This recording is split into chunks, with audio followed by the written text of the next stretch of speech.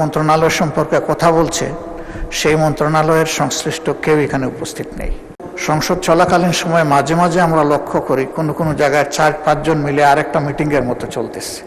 অনেক সময় দেখি যে মন্ত্রণালয় সম্পর্কে কথা বলছে সেই মন্ত্রণালয়ের সংশ্লিষ্ট কেউ এখানে উপস্থিত নেই। তো এই যে অনুপস্থিতির একটা ব্যাপার, বিশেষ করে সিনিয়র লিডারদের, এইটা আমাদেরকে আহত করে।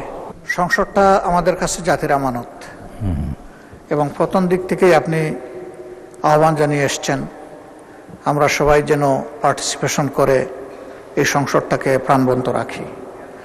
দুটা জিনিস এখানে লক্ষণীয়, যেটা সংসদের মেজাজের সাথে যায় কিনা আপনি সিদ্ধান্ত দেবেন।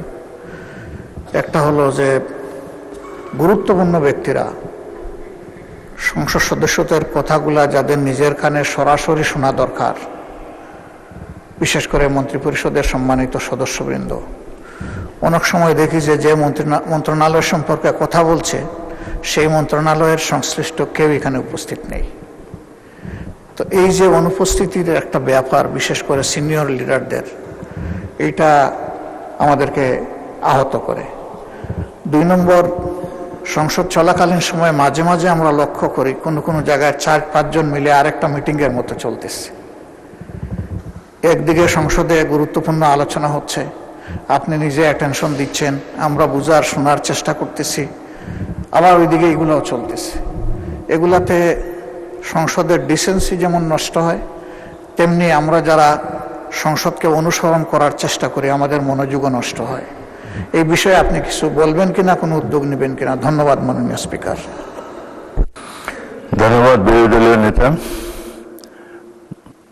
তার উত্থাপিত প্রথম প্রশ্নটি অত্যন্ত গুরুত্বপূর্ণ। বাজেট অধিবেশন চলছে, গুরুত্বপূর্ণ মন্ত্রী, বিশেষ করে যাদের সম্পর্কে এলাকার দাবি দাওয়া নিয়ে মাননীয় সদস্যগণ বক্তব্য রাখেন, যেমন হাসপাতালের কারণে, হাসপাতালের অব্যবস্থার কারণে স্বাস্থ্যমন্ত্রীকে তারা অনেক কিছু বলেন, আইন শৃঙ্খলা প্রশ্নে স্বরাষ্ট্রমন্ত্রীকেও কিছু বলেন, এবং এলজিআরডি মন্ত্রী অবশ্যই এখানে থাকেন, তার ব্যাপারে সবসময় তারা দেয়।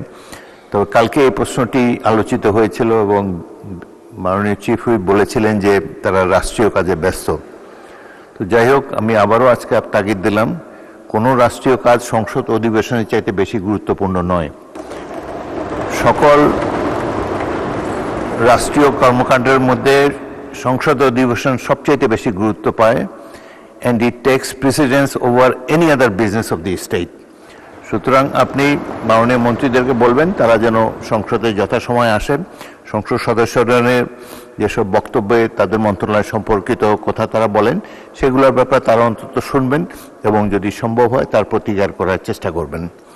দ্বিতীয়ত, বিরোধী দলের নেতা যেটি বলেছেন, আমি মাঝে মাঝে দেখি সংসদের ছোট ছোট গ্রুপে কথাবার্তা চলে, ফ্লোর ক্রসিংও 2-1বার দেখেছি, সেগুলো আমি সাথে সাথে পয়েন্ট আউট করেছি। আপনারা সংসদের মধ্যে গ্রুপ আলোচনা করার চেষ্টা করবেন না এবং যত সম্ভব নিজের আসনে বসে সংসদ কার্যক্রমে অংশগ্রহণ করার, অন্তত ভালোভাবে শোনার চেষ্টা করবেন। এটাই আমরা আশা করি। সংসদের শৃঙ্খলা বজায় রাখার ক্ষেত্রে আপনাদের সকলের সহযোগিতা কামনা করি।